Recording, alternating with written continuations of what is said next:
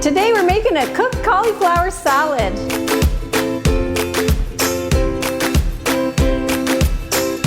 So for this recipe, I cook my cauliflower and my green beans ahead of time. I let them cool, and then I'll combine everything together and wait to see how easy this recipe is.